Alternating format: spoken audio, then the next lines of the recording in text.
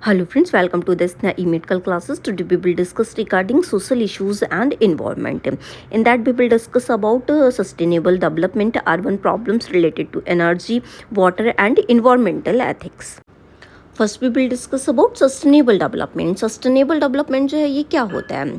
Sustainable development is about meeting the needs of the present without compromising the ability of future generation to meet their own needs. ठीक है, sustainable development है क्या है? लोगों की ज़रूरतें जो है वो एनी हाउ मिल सकें. हमें ये ना सोचना पड़े कि फ्यूचर में जो है ये ख़त्म तो नहीं हो जाएगा, कुछ ऐसा तो नहीं हो जाएगा, इसकी एबिलिटी रहेगी कि नहीं, अवेलेबिलिटी रहेगी कि नहीं रहेगी. ठीक है, तो फ्यूचर की जनरेशन को उनकी नीड्स वगैरह के बारे में जो है वो ना सोचना पड़े कि ये हमारे पास में पूरा है, हम जो है इसको अगर यूज़ करेंगे तो फ्यूचर जनरेशन को कुछ जो है वो सफ़र नहीं करना पड़ेगा. तो इसको हम क्या कहते हैं? सस्टेनेबल डेवलपमेंट जो है वो हम बोलते हैं कि सब लोगों की, फ्यूचर वाले जो भी आने वाले लोग हैं या फिर अभी जो प्रेजेंट में हैं, सबको सबकी ज़रूरतें जो है वो मिल पाएंगी. जैसे पानी हो गया, ठीक है, रहने का, कोई भी चीज़ खाने पीने की, ऐसा तो नहीं ख़त्म हो जाएगा. तो सबको सारी चीज़ें जो है वो इक्वल लेवल पे जो है वो मिल सके, इसको हम क्या कहते हैं? सस्टेनेबल डेवलपमेंट बोलते हैं. It involves economic, social and environmental aspect. ये इकोनॉमिक लेवल से, मनी से रिलेटेबल हो सकती है, ठीक है, सोसाइटी से रिलेटेड हो सकती है, जैसे कि कोई भी चीज़ हो गई, या फिर इन्वायरमेंटल एस्पेक्ट से हवा, पानी वगैरह, ठीक है, फ्यूल हो गया, कोई भी चीज़ ऐसी हो गई, तो सारे लोगों को जो है वो इक्वल लेवल पे मिल पाएगी कि नहीं मिल पाएगी फ्यूचर में या फिर अभी. तो उसको हम क्या कहते हैं? जब ये सारी चीज़ें जो है वो मिल पाएँ, उसको हम कहते हैं sustainable development. This means promoting economic growth that is inclusive, environmentally friendly and socially equitable. ये जो है ये सारी चीज़ इकोनॉमिक, लोगों की ग्रोथ हो रही है, सब लोग जो है वो ग्रोथ कर पा रहे हैं. इन्वायरमेंटली फ्रेंडली भी है, ठीक है, इन्वायरमेंट को इससे कोई भी, जब वो ग्रोथ करें तो इन्वायरमेंट को इससे कोई भी नुकसान नहीं हो रहा है. और सोशल, सबको जो है वो इक्वल लेवल पे जो है वो मिल रही है. ऐसा नहीं है मुझे ज़्यादा मिल रही है, किसी और को जो है वो कम मिल रही है, या किसी और को ज़्यादा मिल रही है, मुझे कम मिल रही है. सब लोगों को जो है वो, सोशल लोगों को जो है वो इक्वल लेवल पे जो है वो मिले. और इन्वायरमेंटली वो जो चीज़ें, जो इकोनॉमिक ग्रोथ हो रही है उनकी, वो इको फ्रेंडली जो है वो ग्रोथ हो. Sustainable development aims to strike a balance between economic prosperity, social inclusion and environmental protection. जो सस्टेनेबल डेवलपमेंट होता है ये बैलेंस जो है वो मेंटेन कराता है, चाहे वो इकोनॉमिकली हो, चाहे वो सोशली हो, चाहे वो इन्वायरमेंटली जो है वो प्रोटेक्शन के लेवल पे हो. सब लोगों का जो है वो बैलेंस मेंटेन रख के हो, सब लोग इकोनॉमिक ग्रोथ भी करें, सोशली जो है वो इंक्लूड भी हो, ठीक है, सब लोग उसमें जो है वो पार्टिसिपेट भी कर पाओ और इन्वायरमेंट भी साथ साथ में प्रोटेक्ट रहे. It involves practice like renewable energy use, resources efficiency based reduction and conservation of ecosystem. ये जैसे कि प्रैक्टिस क्या हो गई, जैसे रिन्यूएबल एनर्जी, कोई भी एनर्जी वगैरह जो वेस्ट वगैरह थी उसको जो है वो हमने क्या किया, रिन्यू करके जो है वो वापस से जो है वो हम किसी और फील्ड में जो है वो अच्छी तरीके से उसको रिन्यू करके जो है वो हम यूज़ कर रहे हैं. रिसोर्सेज की जो है वो कभी कमी नहीं पड़ रही, चाहे हवा हो, पानी हो, ठीक है, कोई भी चीज़ जो है वो कमी ना पड़े. वेस्ट को रिड्यूस, जो भी वेस्ट वगैरह, प्लास्टिक वेस्ट, गार्बेज वगैरह, जो भी होम वेस्ट वगैरह जो भी होता है वो उसको जो है वो रिड्यूस किया जा सके और इकोसिस्टम को जो है वो हम कंजर्व करके रख सकें, उसको जो है वो कोई भी नुकसान ना पहुंचे. अगर ये ओवरऑल हर चीज़ का जो है वो बैलेंस मेंटेन होकर रह रहा है तो उसको हम क्या कहेंगे? Sustainable development. Urban problems related to energy. अब अर्बन प्रॉब्लम्स जो है वो रिलेटेड टू एनर्जी जो है वो क्या देखने के लिए मिलती हैं? In urban area energy consumption is typically high due two factor like transportation, industry and buildings. ठीक है, अर्बन एरिया में जो है वो एनर्जी का वो बहुत ज़्यादा अमाउंट में जो यूज जो है वो होता है, क्योंकि वहाँ पे गाड़ियाँ इतने ज़्यादा जो है वो हो गए हैं, ट्रांसपोर्टेशन इतना ज़्यादा है, लोग सिग्नल पे खड़े होते हैं और सिग्नल बंद होता है, रेड लाइट होती है, उसके बाद में भी जो है वो अपनी कार को ऑन रखते हैं, ठीक है, कि उसमें जो है वो उनका फ्यूल जो है वो वेस्ट होता रहता है. इंडस्ट्रियलाइजेशन इतना ज़्यादा, इंडस्ट्री वगैरह, बिल्डिंग वगैरह इतनी ज़्यादा है, तो इसकी वजह से जो है वो एनर्जी जो है वो मिसयूज़ जो है वो होती जा रही है, बहुत ज़्यादा यूज जो है वो हो रही है. तो इसकी वजह से क्या प्रॉब्लम जो है वो अराइज करती हैं? First one, energy in efficiency. Energy की क्या जो है वो लेकिंग देखने के लिए मिलती है. Many urban buildings are poorly insulated leading to high energy consumption for heating and cooling. ठीक है, वो क्या है, इंसुलेटेड बिल्डिंग जो है वो नहीं है कि उसको जो है वो एनर्जी को सेव करके जो है वो रखा जा सके, ठीक है, जिसकी वजह से जो कोई कोई बिल्डिंग जो इतनी ज़्यादा गर्म हो जाती है, कोई कोई जो है वो हाईएस्ट ठंडी जो है वो जितना रिक्वायर्ड नहीं होता उतनी कूलिंग जो है वो करी होती है, ठीक है। तो यहाँ पे क्या होती है, एनर्जी जो है वो वेस्ट हो रही है, बहुत ज़्यादा अमाउंट में एनर्जी जो है वो बिल्डिंग्स के अंदर यूज़ होती है। Traffic congestion, urban areas often have heavy traffic resulting in increase fuel consumption and air pollution. Urban areas में जो है वो बहुत ज़्यादा हैवी ट्रैफिक देखने के लिए मिलता है, फ्यूल जो है वो बहुत ज़्यादा अमाउंट में जो है वो कंज्यूम होता है, जिसकी वजह से एयर पॉल्यूशन वगैरह जो है वो बहुत ज़्यादा जो है वो देखने के लिए मिलता है, ठीक है। तो इसकी वजह से क्या हो रहा है, ट्रैफिक कंजेशन की वजह से जो है वो ये सारा चीज़ें जो है वो देखने के लिए मिल रही हैं, जिससे कि एयर पॉल्यूटेड जो है वो बहुत हाई अमाउंट में देखने के लिए मिलती है। Dependence on fossil fuels. Many cities rely heavily on fossil fuels for energy, contributing to greenhouse gas emission and climate change.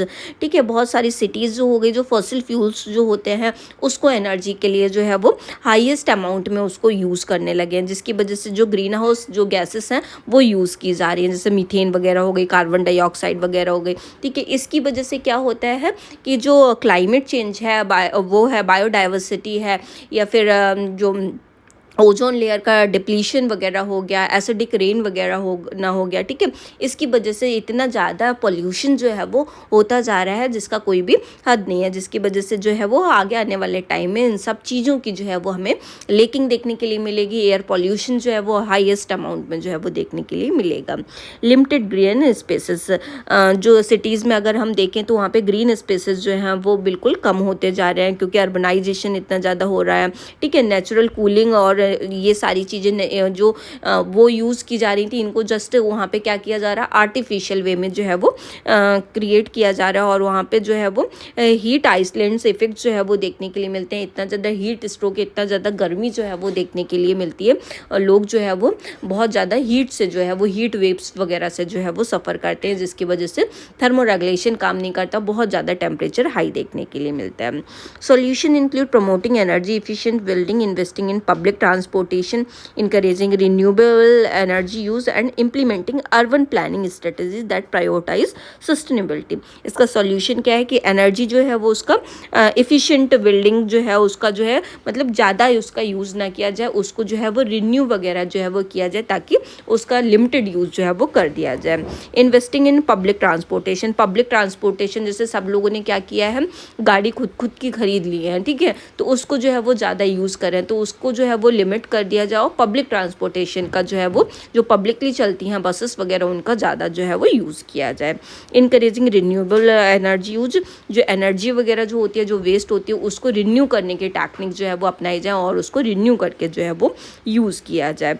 Implementing urban planning strategies, जो अर्बन प्लानिंग डेवलपमेंट प्रोग्राम्स वगैरह है, जो स्ट्रेटजीज़ वगैरह उसको कैसे करके जो है वो अच्छी ग्रीनरी वगैरह में जो है वो कन्वर्ट किया जा सकता है, वो सारी स्ट्रेटजीज़ जो है वो अपनानी चाहिए, और जो वो सस्टेनेबिलिटी है उसको जो है वो प्रायोरिटी में रखते हुए उसको जो है वो देखना चाहिए, ताकि हम क्या चीज़ जो है वो मिसयूज़ करें जिसकी वजह से इन्वायरमेंट पॉल्यूटेड हो रहा है, जिसको हमें एकदम बैलेंस करके जो है वो यूज़ कर सके, ऐसा जो है वो कुछ किया जाना चाहिए। Next one, urban problems related to water. Urban problems related to water जो है वो क्या देखने के लिए मिलती हैं, वाटर पोल्यूशन जो है वो बहुत ज़्यादा अमाउंट में देखने के लिए मिलते हैं, ठीक है। पानी है लेकिन वहाँ पे क्या हो रहा है, समटाइम्स जो है वो पानी जो है वो चला जाता है, ठीक है, और क्या हो रहा है, पानी जो है आ भी रहा है तो उसमें बहुत ज़्यादा अमाउंट में पॉल्यूटेंट्स जो है वो देखने के लिए मिलते हैं। कंस्ट्रक्शन साइट पे हो गए, इंडस्ट्रियल एरियाज़ पे हो गया, ठीक है, यहाँ पे जो है वो बहुत ज़्यादा कंटामिनेशन जो है वो पानी के अंदर जो है वो देखने के लिए मिलता है। अगर इसके अंदर हम जो वो होती हैं इकोलाई वगैरह होती है, अगर उनकी डेड बॉडीज़ जो है वो अगर देखी जाए, ठीक है, जो कंटामिनेटेड वाटर होता है उसमें जो है अगर उसकी गंदगी वगैरह देखने के लिए उसमें कितना ज़्यादा वो है प्रेजेंट हो रहा है, तो उसमें इकोलाई जो है वो काउंट की जाती है, तो वो देखी जाए तो बहुत ज़्यादा मेजर अमाउंट में उसमें जो है वो उनकी डेड बॉडीज़ देखने के लिए मिलती हैं। वाटर स्कार्सिटी, वाटर जो है वो क्या हो रहा है, बहुत उसकी लेकिंग जो है वो होती जा रही है। क्यों? क्योंकि पानी का ओवर यूज़ कर रहे हैं, पॉल्यूटेड पानी है, क्लाइमेट चेंज हो रहा है, ठीक है, ये सारी चीज़ों से जो है वो इनको सफ़र करना पड़ेगा, ठीक है। अभी अगर हम एक रिसेंटली उसकी बात करें तो बेंगलोर में वर्क फ्रॉम होम किया गया है। क्यों? क्योंकि वहाँ पे पानी की जो पीने वाला पानी है उन लोगों को जो है वो मिल ही नहीं पा रहा है, जिसकी वजह से पानी का जो है वो उसको प्रिजर्व करके रखा जा सके, ठीक है, लिमिटेड ही यूज़ जो है वो हो सके, जिसकी वजह से क्या कर दिया गया है, वर्क फ्रॉम होम कर दिया गया है, क्योंकि उनका वहाँ पे जो है वो पीने वाला पानी जो है वो ख़त्म होता जा रहा है।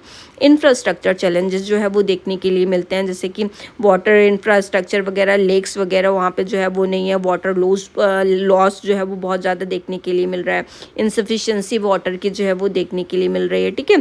तो ये सारी चीज़ें जो है ये सब जो बना दिए गए हैं, इतना ज़्यादा इंफ्रास्ट्रक्चर जो है वो बना दिया जाता है, जिसकी वजह से पानी वगैरह वाली ऐसी चीज़ें जो है वो बहुत कम अमाउंट में, और जो पानी जो है वो ग्राउंड लेवल पे तो बिल्कुल रहा ही नहीं है, बहुत नीचे पानी जो उसका जो स्टेटस जो होता है वो बहुत नीचे जो है वो जाता जा रहा है। Flooding, urbanisation can increase run off leading to flooding during heavy rainfall.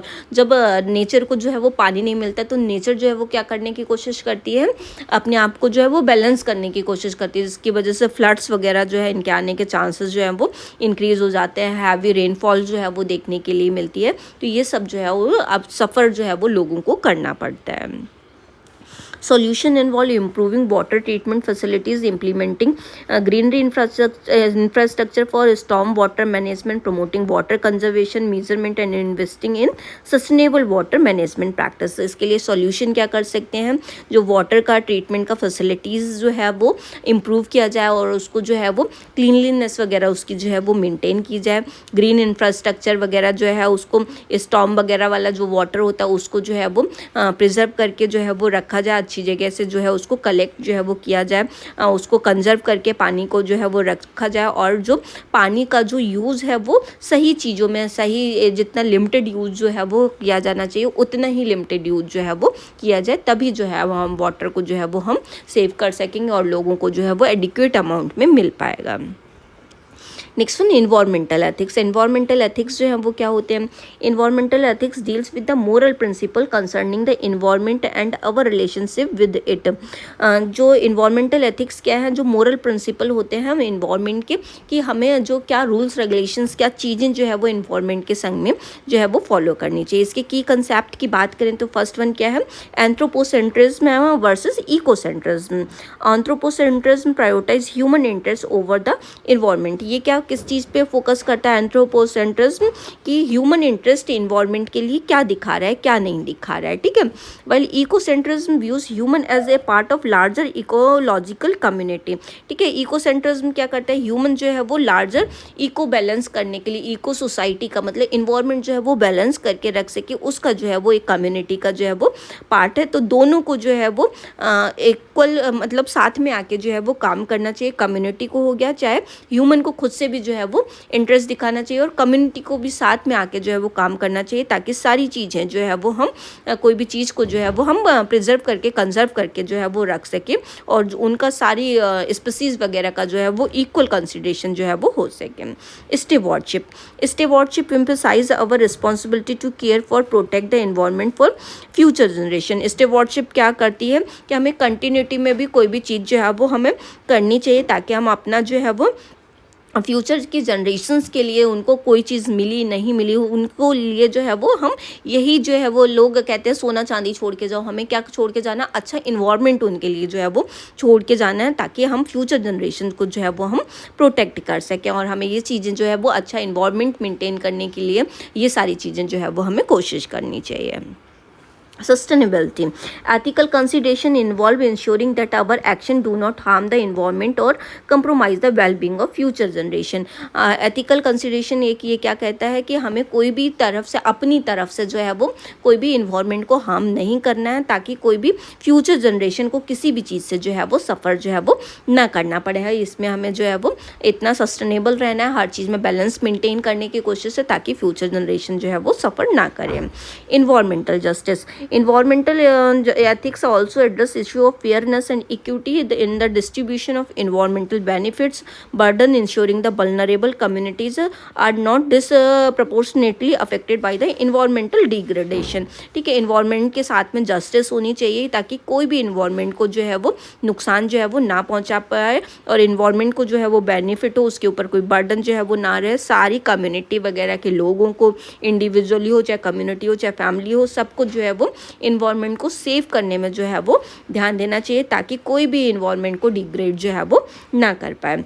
Intrinsic value of nature, this perspective acknowledge that nature has value in and of itself, independence of its usefulness to human. ये perspectives क्या कहता है कि हमें nature को जो है वो एक्नॉलेज करना चाहिए कि नेचर से हमें इतनी चीज़ खाने का, पीने का, हर एक चीज़ का जो है वो सामान रहता है, तो इसके लिए हमें नेचर का शुक्रिया अदा करना चाहिए ताकि हम इसको जो है वो यूज़ कर पा रहे हैं और हम इसका जो यूज़ करें वो लिमिटेड अमाउंट में यूज़ करें, इसको हमें बर्बाद जो है वो नहीं करना है।